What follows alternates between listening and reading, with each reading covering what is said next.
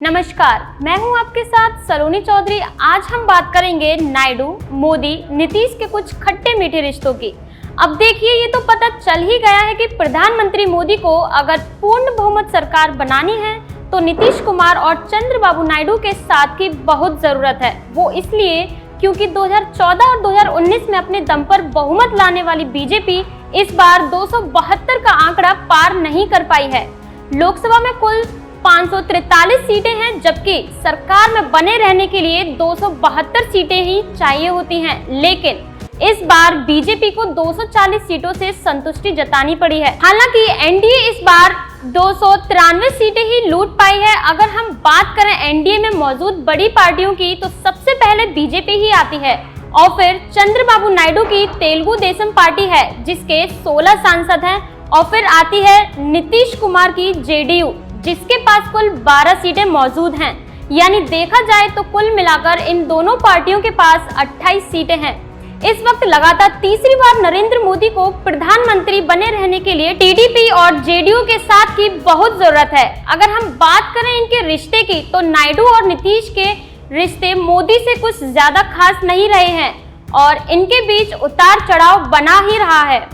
अगर हम बात करें नरेंद्र मोदी और नीतीश कुमार के रिश्तों की तो नीतीश को डर बना रहता था कि मोदी का साथ उनके वोटरों को नाराज ना कर दे, इसलिए नीतीश ने 2009 के विधानसभा चुनाव में मोदी को बिहार में प्रचार करने ही नहीं दिया।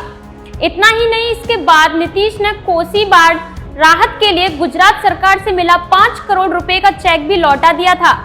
इनके खट्टे मीठे रिश्ते तो तब सामने आए जब सितंबर 2013 में बीजेपी ने मोदी को पीएम पद का उम्मीदवार बनाया तो नीतीश ने इस पर नाराजगी जताई और फिर एनडीए का साथ छोड़ दिया, जबकि एनडीए और जेडीयू 17 साल से साथ थे। इतना ही नहीं, 2015 का विधानसभा चुनाव और नीतीश ने आरजेडी के साथ मिलकर लड़ा और फिर से एक बार 2017 में नीतीश ने एनडीए की तरफ पलटी मारी। लेकिन अभी नीतीश का सफर थमा नहीं था। 2019 का लोकसभा और 2020 का विधानसभा चुनाव बीजेपी के साथ मिलकर लड़ा, लेकिन फिर 2 साल बाद 2022 में एक बार फिर नीतीश कुमार ने पलटी मारी और आरजेडी के साथ मिलकर सरकार बनाई।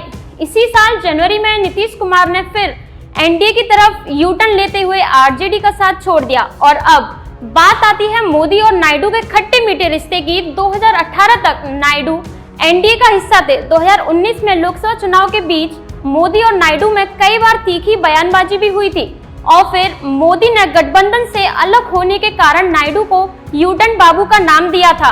2019 की एक चुनावी रैली में नायडू ने कहा था, मैं पहला व्यक्ति था जिसने उनका इस्तीफा मांगा था। इसके बाद कई देशों ने उनकी एंट्री पर बैन लगा दिया था। पीएम बनने के बाद फिर अल्पसंख्यकों पर हमला करने की कोशिश कर रहे हैं।